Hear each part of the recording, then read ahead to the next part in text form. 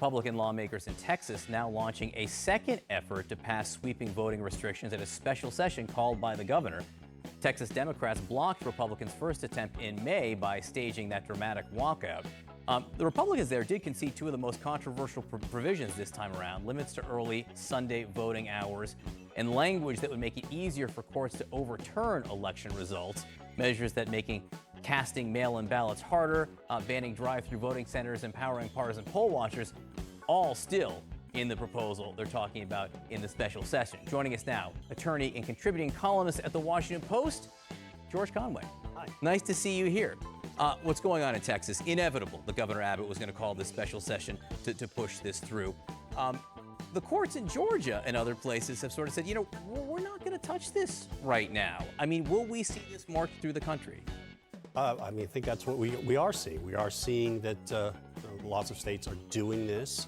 It's unclear to me, at least, to what extent this will have a negative effect on voting. Some of the provisions are bad. Some of the provisions are so-so. The things that concern me, though, are the provisions that try to restrict or place limitations or change how votes are counted and how votes are tabulated, and the rules about challenging the results, because that to me is where the rubber hits the road. I think that at the end of the day, people who want to vote are going to vote, but the provisions that are designed to overturn, potentially, you have partisan officials overturning election results, are the ones that are most disturbing to me.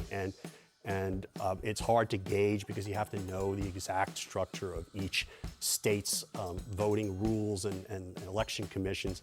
But it just strikes me that none of that can be good. George, I wanted to get your take on a fascinating vignette from a new book out by Michael Bender at the Wall Street Journal. It talks about this encounter between then President Trump and then Vice President Mike Pence. And it says this was actually something that happened after Pence's political committee had hired Corey Lewandowski, who is the president's advisor. And he writes this: he, meaning Trump, crumpled the article and threw it at his vice president. So disloyal, Mr. Trump said. Mr. Pence lost it. Mr. Pence picked up the article and threw it back at Mr. Trump. He leaned forward, toward the president, and pointed a finger a few inches from his chest. We walked you through every detail of this, Mr. Pence snarled. We did this for you as a favor, and this is how you respond. You need to get your facts straight. I just wonder what you think about this, because obviously this challenges the very public face that Pence put on, where he was so complimentary and so differential to Trump.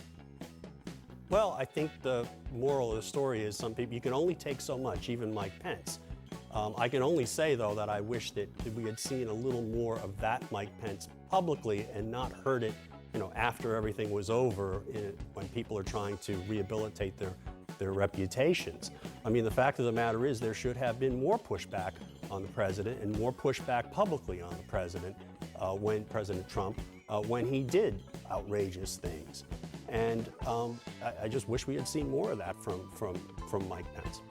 The book also suggests that after the election, the former president wanted to replace Bill Barr as Attorney General with John Ratcliffe. What do you think of that? What I find most interesting about that is Ratcliffe had the smarts not to take the job. And, again, it just shows you that you can never please the man. I mean, Bill Barr did so much to humor Donald Trump, and yet it wasn't enough. I mean, it wasn't enough because, as it's described in, I think, Jonathan Karl's excerpt, which covers some of the same material, it wasn't enough for Trump because Barr didn't, at the end of the day, engage in litigation on behalf of the fake election fraud claims. He didn't indict Hunter Biden. He didn't issue the Durham report. He didn't indict Jim Comey. Nothing was ever enough for Donald Trump.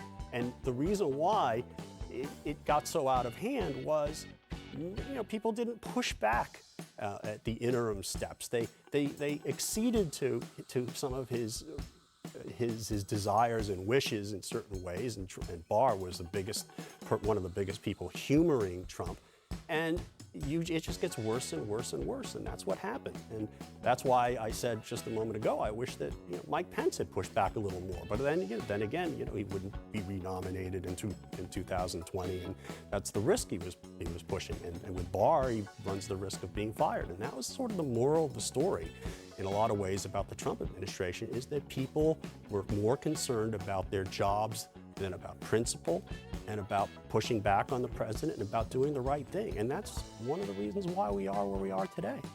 So I wonder what you think about Mike Pompeo's portrayal here, because he certainly would fit into that category here. This book reveals that he warned colleagues, quote, "The crazies have taken over," as Trump's fraud conspiracy theories were growing after the election. That's really nice that he thought that and that he said that privately. Why didn't he go onto Fox and say that? Why? And we're all hearing it now.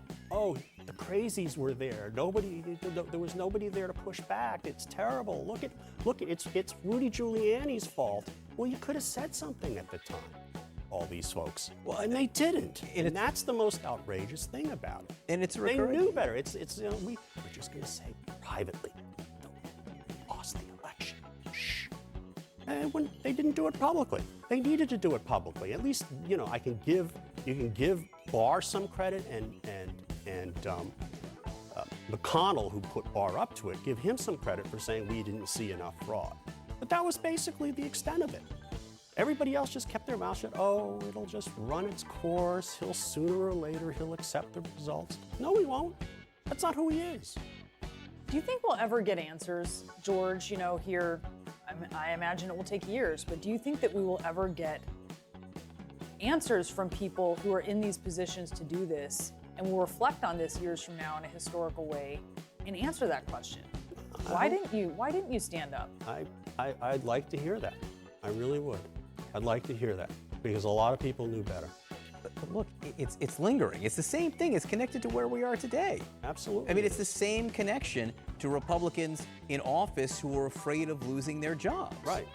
And it goes to the same reason why you see just minor pushback against Marjorie Taylor Greene, as was reported in the last hour. They say, "Oh, could you do this little show on TV just to make up for it?" And they don't punish her for saying outrageous things. And yet, on the other hand, you've got Liz Cheney, who loses her leadership position because she simply told the truth. It's the same thing. People are not willing to basically tell, not just Trump, but the Republican base generally, that, here's the truth, and we have to accept that truth, and we have to accept the truth that Donald Trump lost. We have to accept, and here are the reasons why. It's not, it's not brown shirt tactics to make people, or to urge people to take the vaccine that, Donald Trump brags about having created. Right? Doesn't even make any sense.